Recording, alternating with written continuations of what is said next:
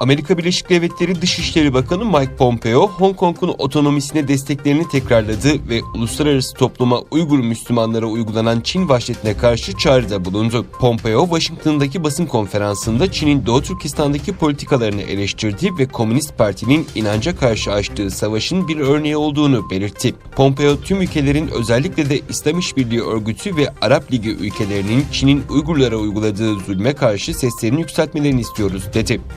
Pompeo ayrıca Bahreyn Temsilciler Meclisi'nin 2 Ocak 2020'de aldığı Çin'deki Uygur Müslümanlarının insanlık dışı ve acı dolu koşullarına dair derin endişe duyduğunu belirten kararı takdir etti. Pompeo konferansta Çin Komünist Partisi, Doğu Türkistan'da esir tutulan Uygurlar, etnik Kazaklar, Kırgızlar ve diğer Müslümanlara karşı kitlesel insan hakları ihlalleri işlemektedir, dedi.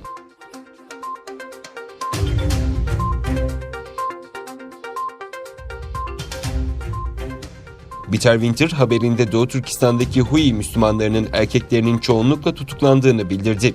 Geride kalan yaşlılarla kadın ve çocukların hayatını sürdürmelerinde sıkıntılar yaşamakta olduğu durum ortadayken sözde serbest olan halk mahalle komitesinden merkeze çağrılıp siyasi eğitime zorlandıkları, tutukluların çocuklarının okullarda dışlandığı, hatta geride kaldığı bahanesiyle okuldan çıkartıldığı öğrenildi. Ajans muhabirine konuşan Hui Müslümanlarından biri, "Benim ailemden 4 kişi tutuklandı. Bense ne zaman tutuklanacağım korkusuyla yaşıyorum. Bizim hiçbir suçumuz yok. Bizi bölücülükle suçluyorlar" şeklinde derdini anlattı.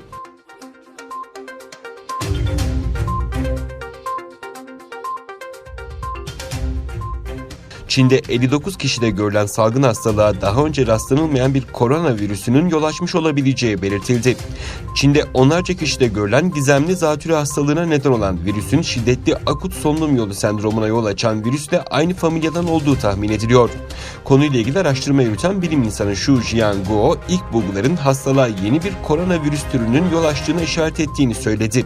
Gizemli zatürrenin ilk görüldüğü Wuhan kentinde rahatsızlığa yakalanan 59 kişiden 7'sinin hayati tehlikesi devam ediyor.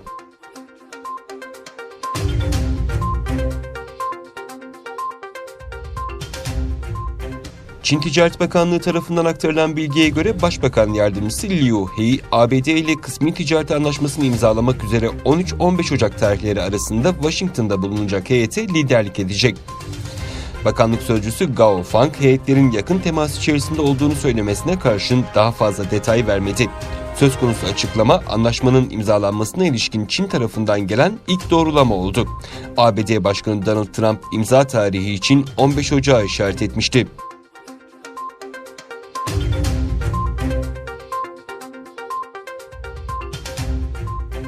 Amerika Birleşik Devletleri Başkanı Donald Trump, NATO'nun genişleyerek Orta Doğu'daki ulusları da ittifaka dahil etmesi gerektiğini söyledi. Trump, oluşacak yeni ittifak için NATO-MI ismini önerirken İran'a ağır yaptırımlar açıkladı. ABD'nin İranlı General Kasım Süleymani'yi ortadan kaldırma gerekçesinde haklı olduğunu savunan Trump, "O çok daha önce ortadan kaldırılmalıydı. Obama yönetiminin hatalarıyla İran rejimi finansal olarak güç kazandı ve bu paraları terörün finansmanında harcadı. Biz buna bir son verdik" diye konuştu.